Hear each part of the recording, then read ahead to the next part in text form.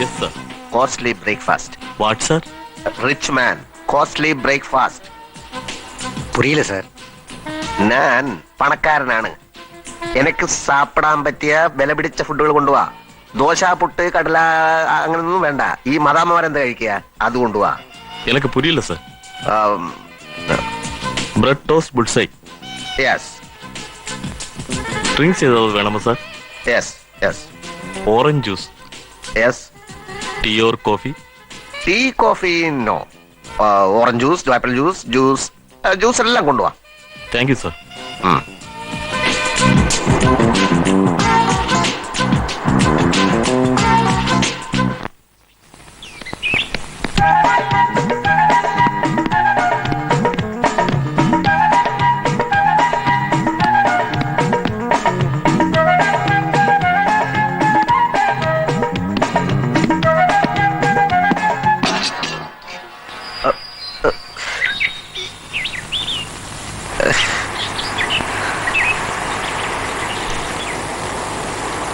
I'm sorry, uncle. I spoiled your dress.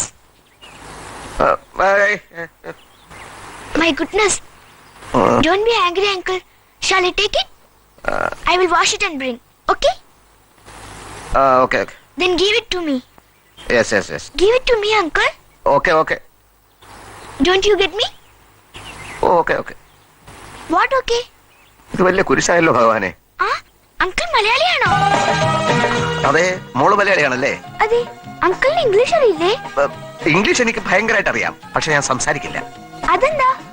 ഇംഗ്ലീഷിനോട് എനിക്ക് വെറുപ്പാണ്. ഇംഗ്ലീഷുകാരാണല്ലോ India ഭരിച്ചത്, നമ്മളെ അടിമകളാക്കി. ആ വെറുപ്പാണ് എനിക്ക്. പക്ഷെ അങ്കിൾ എസ് ഓക്കെ എന്നൊക്കെ പറഞ്ഞല്ലോ. അതൊക്കെ ഇംഗ്ലീഷാണോ? പിന്നെ അത് മലയാളമാണോ? നീന, നീ കുസൃതി വല്ലതും ഒപ്പിച്ചോ? ഒപ്പിച്ചതല്ലേ ഡാഡി, അറിയാതെ പറ്റിപ്പോയതാ. പന്ത് വന്ന് ബോട്ടിൽ തട്ടിയപ്പോൾ അങ്കിളുടെ കുറച്ച് സ്പോയിലായി. ഓ സോറി കേട്ടോ.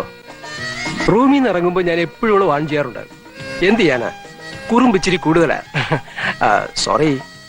ഏത് ഭാഷക്കാരനാണെന്ന് അറിയാതെ ഞാനങ്ങ് സംസാരിക്കാൻ തുടങ്ങി.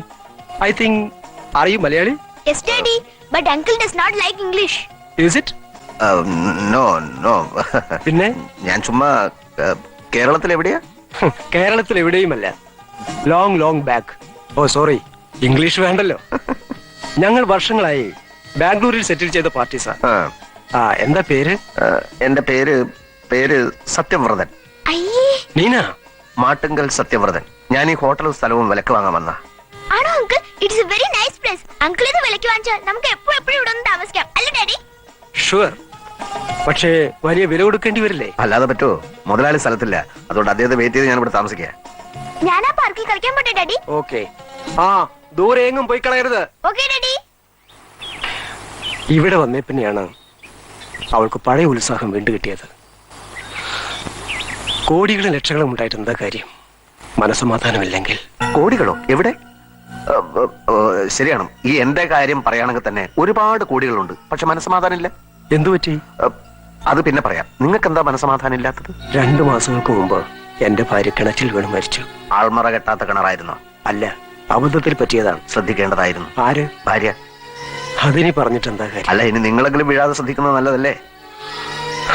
ഞാൻ വീണ് കഴിഞ്ഞു മിസ്റ്റർ സത്യവ്രതൻ. എപ്പോ? ഒരു മാറാരോഗത്തിന്റെ കിണറ്റിലാണ് ഞാൻ വീണത്. മനസ്സിലായില്ല. ബ്ലഡ് ക്യാൻസർ ആണ് എനിക്ക്. ഏത് നിമിഷവും മരിക്കാം. കൊച്ചിനെ അറിയിച്ചിട്ടില്ല. ഞാൻ പോയാ എന്റെ സ്വത്തെല്ലാം അന്യാധീനപ്പെട്ട് എന്റെ മകൾ വഴിയാധാരമാകുമോന്നാ എന്റെ ഭയം. തികച്ചും ന്യായമായ ഒരു ഭയമാണത്.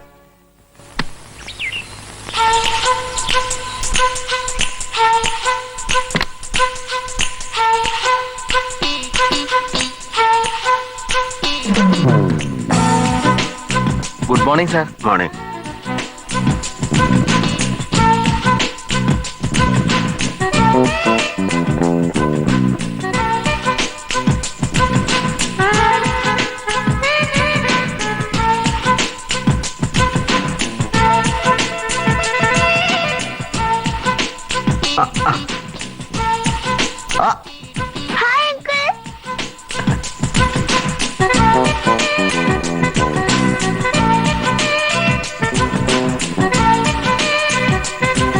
മോക്ക് ഈ സ്ഥലം വല്ലാതെ ഇഷ്ടപ്പെട്ടെന്ന് തോന്നുന്നു.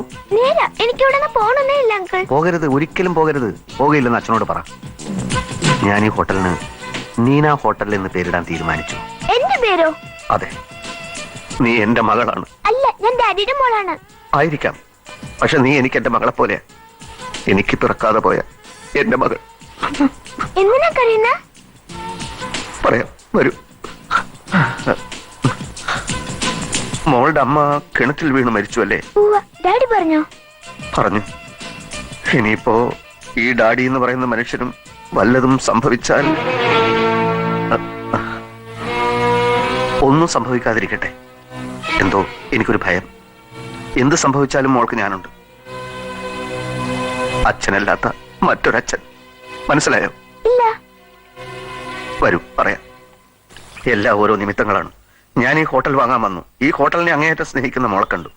എനിക്ക് ഈ ഹോട്ടൽ ഇപ്പൊ വേണ്ട. ഞാൻ എന്റെ മോളുടെ പേർക്ക് ഈ ഹോട്ടൽ വാങ്ങുകയാണ്. ഒരാഴ്ചക്കകം അഡ്വാൻസ് കൊടുക്കും. 1 മാസത്തിനകം രജിസ്റ്റർ ചെയ്യും. അച്ഛനോട് പറഞ്ഞേക്കും.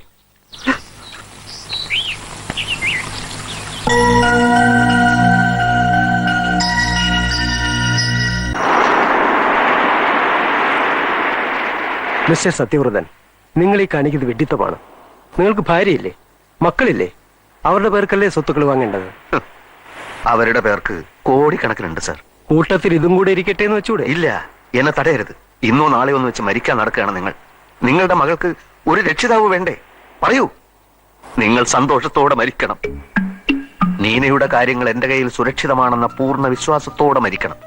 അതിനാണ് നിങ്ങൾ ജീവിച്ചിരിക്കുമ്പോ തന്നെ അവളുടെ പേർക്ക് സ്വത്തുക്കൾ വാങ്ങുന്നത്. എനിക്ക് മനസ്സിലാകുന്നില്ല. എനിക്ക് മനസ്സിലായി കഴിഞ്ഞിരിക്കുന്നു. നിങ്ങളൊരു പ്രത്യേക മനുഷ്യനാണെന്ന് തോന്നുന്നു. അല്ല, മനുഷ്യത്തുള്ള ഒരു മനുഷ്യനാണ് ഞാൻ. ഓക്കെ, എന്നാണ് അഡ്വാൻസ് കൊടുക്കുന്നത്? എപ്പോ വേണമെങ്കിലും കൊടുക്കും. എത്രയാണ് അഡ്വാൻസ്? ഒരു 20 ലക്ഷം കൊടുത്തേക്കാം. എന്റെ ഒരു സന്തോഷത്തിന് പകുതി 10 ലക്ഷം ഞാൻ തരാം. 10 ലക്ഷം സാറിനെ പരീക്ഷിക്കുകയാണോ?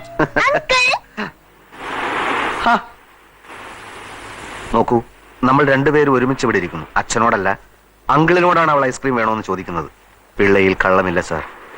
അവൾ എന്റെ ഓമനയാണ്. നീനമോളെ,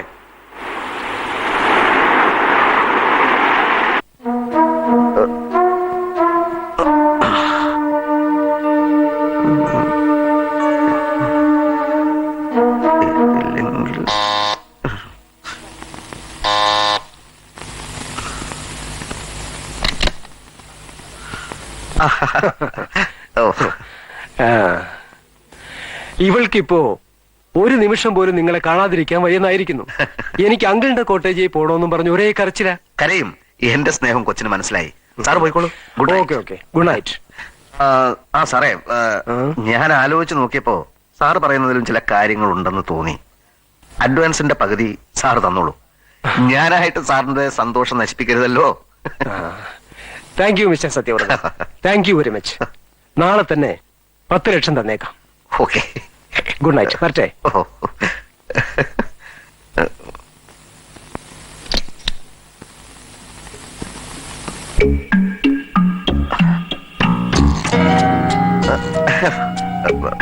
വരൂ, ഇരിക്കും.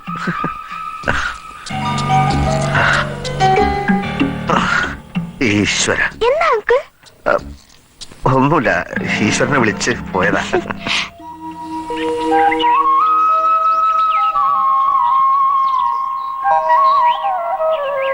എന്റെ പെട്ടി പോയേ, എന്റെ പണം പോയേ, എന്റെ പെട്ടി പോയേ.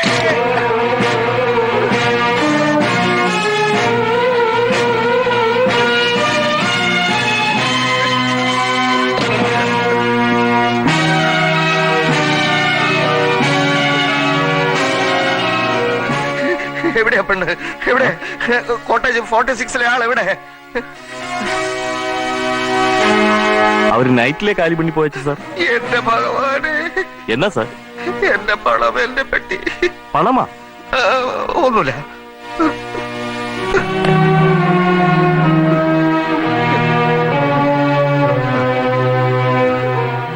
ഒരു ലെറ്റർ ഉണ്ട് sir.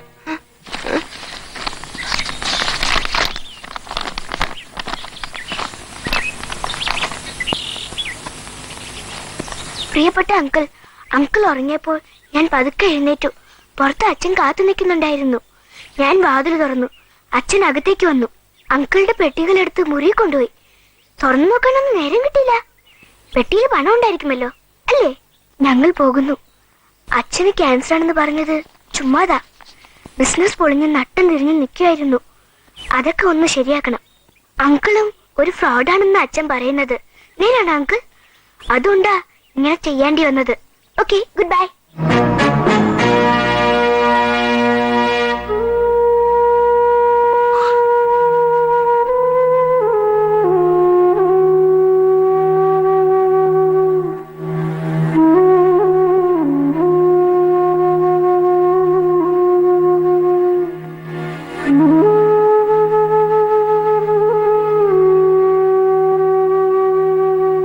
Sir, weekly bill sir, 20,000 രൂപ.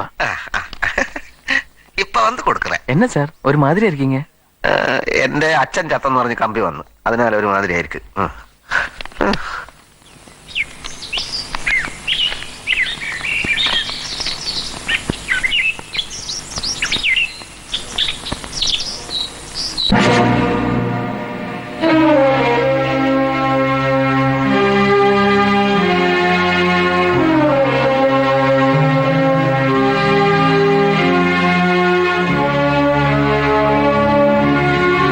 അടിപിടിക്കോ ബഹളത്തിനോ വന്നതല്ല. മരുന്ന് വാങ്ങാൻ കാശില്ല. നിന്നെ അന്വേഷിക്കാത്ത സ്ഥലമില്ല. പട്ടിണിയാണ് ധർമ്മ. ഒരു 50 രൂപ സാധിച്ചാൽ 100, അത്രേ വേണ്ടൂ. നീ തരണം. ഞാൻ ചെയ്തത് ചതിയാണ്, കൊടും ചതി. ഇങ്ങനെ പരസ്പരം ചതിച്ച് ചതിച്ച് നമ്മുടെ വർഗം തന്നെ നാശോന്മുഖമായിക്കൊണ്ടിരിക്കുകയാണ്. എല്ലാം പോയി. മൂഷിക സ്ത്രീ പിന്നെയും മൂഷിക സ്ത്രീ ആയെന്ന് പറഞ്ഞതുപോലെ ഉടുതുണിക്ക് മറുതുണി ഇല്ലാതെ നിൽക്കുകയാണ് ഞാൻ. 10 വയസ്സ് പോലും തികഞ്ഞിട്ടില്ലാത്ത ഒരു കൊച്ചു പിശാച്ച് എല്ലാം പറ്റിച്ചുകൊണ്ട് പോയി. അവളുടെ തലമുറ വളർന്നു വരുന്നതിന് മുമ്പ് നമ്മൾ വേറെ വല്ല പണിയും നോക്കുന്നതാണ് നല്ലത്. ആ പണം നിന്റേലായിരുന്നെങ്കിൽ നിനക്കെങ്കിലും ഒരു നല്ല ജീവിതം കിട്ടിയേനെ. ഞാനാ തെറ്റുകാരൻ. വികാരത്തെ നിയന്ത്രിക്കൂ ധർമ്മ. ആത്മവിശ്വാസം കൈവിടരുത്. ഈ രാജ്യത്ത് ഇനിയും കറൻസി നോട്ടുകൾ അച്ചടിക്കുന്ന യന്ത്രങ്ങൾ പ്രവർത്തിക്കുമെങ്കിൽ നമ്മൾ തോൽക്കില്ല. ഒരു ശക്തിക്ക് നമ്മളെ തോൽപ്പിക്കാൻ ഒക്കുകയല്ല. ഇത് സത്യം. ഇവിടെ ഇപ്പൊ 20,000 രൂപ കൊടുക്കണം. അത്രയല്ലേ ഉള്ളൂ. സാരമില്ല, ഞാൻ കൊടുക്കാം. വാ. അയ്യോ, ആ കാണുന്ന എന്താ? അതാണ് മെയിൻ ഗേറ്റ്. ഓഹോ, ഓടിക്കോ. വാടാ.